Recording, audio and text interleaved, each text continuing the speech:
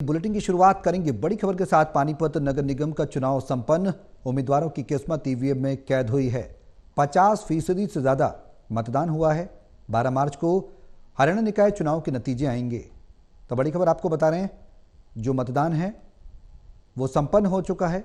उम्मीदवारों की किस्मत ईवीएम में कैद हो चुकी है। बता दें कि 50% से ज्यादा वोटिंग हुई है, ये जानकारी मिल रही है। पानीपत निकाय चुनाव आज सिर्फ पानीपत में ही वोटिंग हुई सुबह से, और अब तक की अगर वोटिंग परसेंटेज की बात की जाए तो 50.1% मतदान हुआ है। उम्मीदवारों की किस्मत ईवीएम में कैद हुई है। 12 मार्च को हरियाणा निकाय चुनाव के नतीजे आएंगे। पानीपत के बारे में कहा जाता है कि अक्सर बीजेपी को ही यहां कहीं ना कहीं बढ़त मिलती रही है, और इस बार के परिणाम क्या कहेंगे, किस ओर इशारा कर रहे हैं, ये तो 12 तारीख को ही साफ हो पाएगा। लेकिन फिलहाल ईवीएम में उम्मीदवारों की किस्मत जरूर कैद हुई है। बढ़ चढ़कर लोगों ने हिस्सा लिया पानीपत निकाय चुनाव में।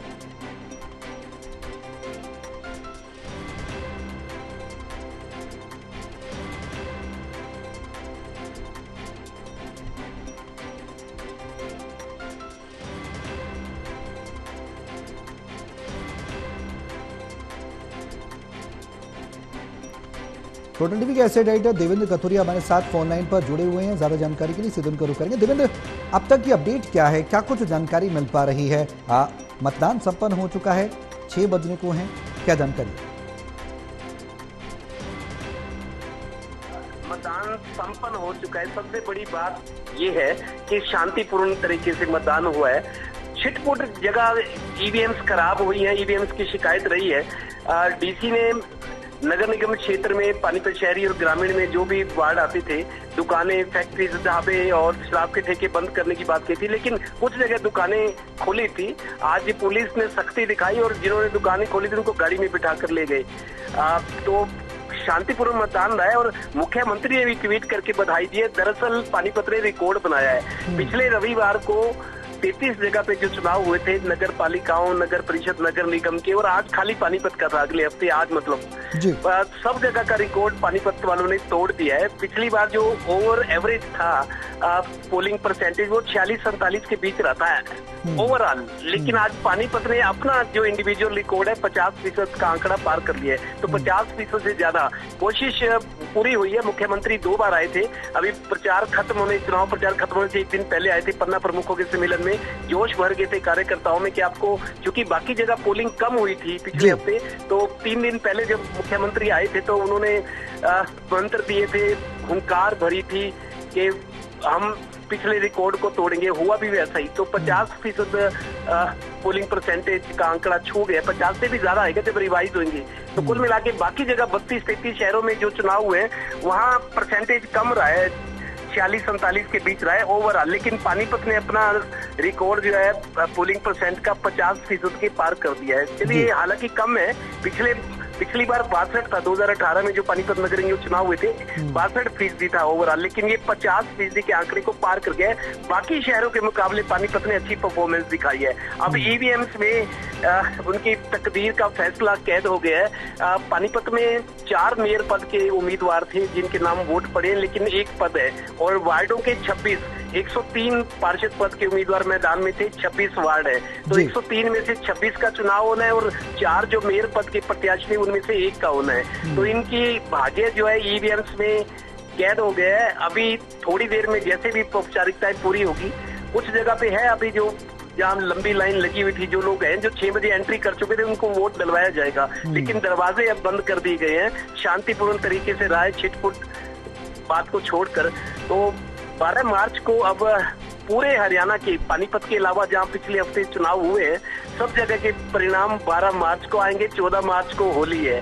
जो जीत कर आएगा सामने, जिसके ढोल बजेंगे, उनकी 2 बार की होली होगी। 14 मार्च की तो होली है ही, रंगों वाली होली, लेकिन 12 मार्च की भी उनकी होली होगी जो सिकंदर बनकर सामने आएंगे। तो 2 बार होली मनाने का मौका मिलेगा समर्थकों को और उन उम्मीदवारों को जो जीतेंगे 12 मार्च को। जी बिल्कुल देवेंद्र, जिस तरीके से आपने जिक्र किया और आपने बताया कि सीएम सैनी ने अपील की थी, उस अपील का असर इसे माना जाए 50% तक यानी अर्धशतक तक पहुंचा पानीपत का ओवरऑल परसेंटेज, या फिर लोगों में जागरूकता थी या फिर मैच का एक क्रेज था? आपने जिक्र भी किया, इससे पहले हमारी बात हुई, आपने बताया कि मैच को लेकर भी लोगों में उत्साह है और इसको लेकर भी अपने मताधिकार का प्रयोग कर रहे हैं।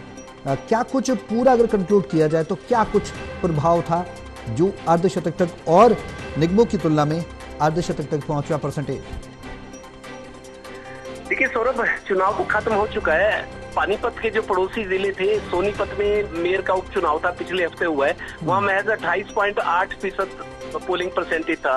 अंबाला में भी जो वहाँ की शक्ति रानी शर्मा थी, मेयर थी, जैसे सोनीपत के मेयर निखिल मदान थे, इन दोनों को बीजेपी का टिकट मिला, दोनों विधायक बने। तो उपचुनाव में बहुत कम परसेंटेज रहा है। करनाल में भी कम रहा है। गुरुग्राम, फरीदाबाद की बात करें, मानेसर की, हिसार, रोहतक, जहां जहां नगर निगम चुनाव थे पोलिंग कम थी, लेकिन आज पानीपत ने लीड ली है, 50% के आंकड़े को पार किया है। हालांकि पिछली बार से 12%, 10% कम लग रहा है, क्योंकि अभी आंकड़े रिवाइज होंगे। जब सारे क्लब होंगे, आंकड़े सब जगह से आएंगे। ये एक मोटा मोटा अनुमान है कि 50% के आंकड़े को पानीपत पार कर गया है। जब रिवाइज होकर फाइनल फिगर्स आएंगी तो थोड़ा सा बढ़ भी सकता है। तो कुल मिला के 10% पिछली बार के मुकाबले पानीपत में अब मतदान कम हुआ है।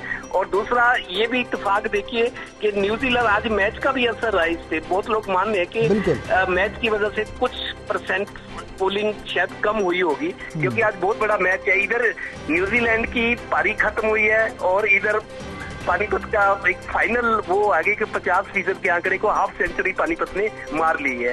अब 12 मार्च का इंतजार रहेगा। बहुत जोर लगाया है बीजेपी। मेरे को पता है, आज मैं पूरा दिन घूमा हूँ, बीजेपी प्लस और प्रीमियम नजर आ रही है ज्यादातर इलाकों में। हालांकि अब तो ईवीएम्स में कैद हो गए फैसले, अब कोई कुछ कर नहीं सकता, लेकिन बीजेपी का प्रदर्शन अच्छा रहेगा। कांग्रेस कुछ वार्डों में पानीपत में मजबूत नजर आ रही है, आधा दर्जन के आसपास वार्ड है, टक्कर देने की स्थिति में रहे हैं, लेकिन नतीजा क्या होता है वो डिपेंड करेगा। और बीजेपी के 5 बागी जिनको टिकट नहीं मिला था, उन्होंने भी आज चुनाव लड़ा है। मुख्यमंत्री की चेतावनी के बावजूद वो मैदान से हटे नहीं, बोले कि हमें तो लोगों ने खड़ा किया, हमारा लोगों से जुड़ाव है, हमने उनके लिए काम किया। लोग कहते हैं आपको चुनाव लड़ने। तो 5 बीजेपी के बागी भी हैं, 5 बीजेपी के बागी हैं। कांग्रेस के कुछ जगह मजबूत है और कुछ जैसे और कारण भी रहे, विपक्ष और था नहीं सामने। तो बीजेपी के मन मुताबिक भले ही रिजल्ट रहा हो, लेकिन बीजेपी लीड लेती हुई, बीजेपी फ्रंट लाइनर और बीजेपी ड्राइविंग सीट पर नजर आ रही है। बहुत शुक्रिया देवेंद्र तमाम जानकारी साझा करने के लिए।